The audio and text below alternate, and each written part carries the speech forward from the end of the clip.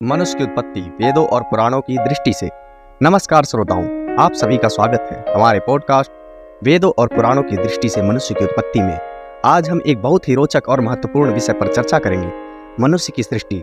इस विषय ने सदियों से मानव सभ्यता को रोमांचित किया है।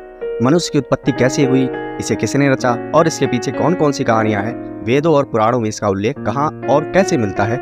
आइए आज इन गूढ़ सवालों का उत्तर खोजते हैं। वेद और पुराणों में सृष्टि की उत्पत्ति का वर्णन विस्तार से किया गया है। खासकर ऋग्वेद और पुराणों में ब्रह्मांड, पृथ्वी और जीवों के निर्माण की गाथाएं दी गई हैं। वेदों के अनुसार प्रारंभिक काल में केवल शून्य थी, ना कोई दिन था, ना रात, ना जल और ना अग्नि, केवल परब्रह्मा का अस्तित्व था जो सभी का स्रोत है।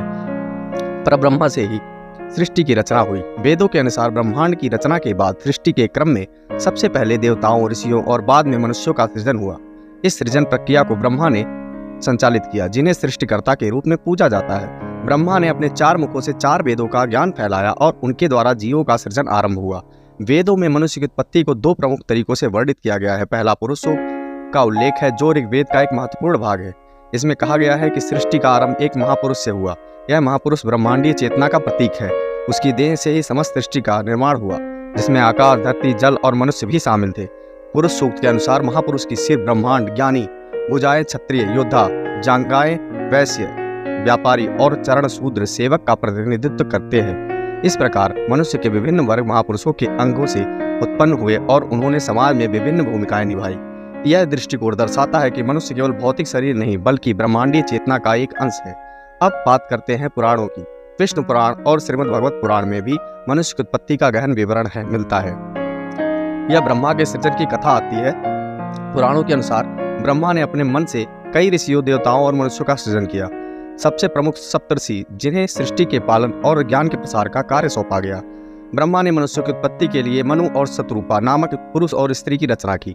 मनु और शतरूपा से ही मानव वंश का विस्तार हुआ। इसी कारण मनु को मानवता का जनक कहा जाता है और यही से मनुष्य शब्द की उत्पत्ति भी मानी जाती है। मनुस्मृति में भी मनु के ज्ञान और उनके द्वारा दिए गए सामाजिक नियमों का उल्लेख है, जो मनुष्य के आचरण, धर्म और कर्तव्यों का वर्णन करते हैं। यह धर्म, अर्थ, काम और मोक्ष जीवन के 4 पुरुषार्थों को स्थापित करता है, जो मनुष्य के जीवन का मुख्य उद्देश्य माना जाता है। अनूठी दृष्टि, शिव और शक्ति का योगदान।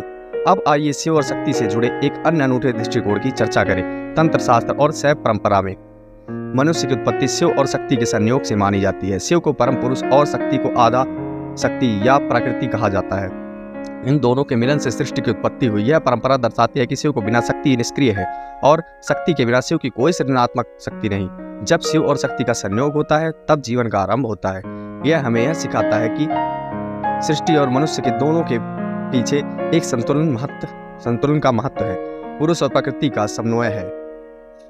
वेदों और पुराणों में मनुष्य की उत्पत्ति की गाथाएं भले ही प्रकृतात्मक हो, लेकिन इन कहानियों के पीछे गहरा वैज्ञानिक दृष्टिकोण भी छिपा हुआ है। उदाहरण के लिए, महापुरुष के शरीर से सृष्टि का निर्माण वास्तव में जीवन के लिए विकास और उनके विभिन्न कार्यों को दर्शाता है। इसी प्रकार ब्रह्मा का सृजन कार्य ब्रह्मांडीय नियमों का प्रतिनिधित्व करता है। विज्ञान के अनुसार मनुष्य का विकास एक क्रमिक प्रक्रिया के लिए हुआ है, जिसे एवोल्यूशन कहा जाता है। लेकिन वेदों और पुराणों की कहानियां इन घटनाओं को एक दैवीय रूप में प्रस्तुत करती है, जो आध्यात्मिक और दार्शनिक दृष्टिकोण से बहुत महत्वपूर्ण है। यह हमें यह सिखाती है कि मनुष्य सिर्फ एक जीव नहीं, बल्कि ब्रह्मांडीय चेतना का अंश है और उसका जीवन एक गहरी आध्यात्मिक यात्रा है। तो श्रोताओं, यह थी वेदों और पुराणों की दृष्टि से मनुष्य की उत्पत्ति की कहानी। इन प्राचीन ग्रंथों में हमें यह सिखाया है कि मनुष्य की रचना केवल भौतिक नहीं, बल्कि दैवीय और आध्यात्मिक भी है। वेदांत और पुराणों की यह दृष्टि हमें जीवन की गहरी समझ और आत्मज्ञान की ओर प्रेरित करती है।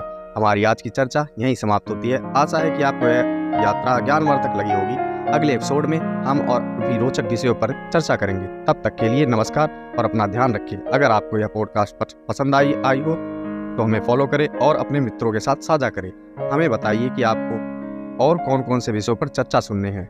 अगले एपिसोड में फिर मिलते हैं। तब तक के लिए धन्यवाद।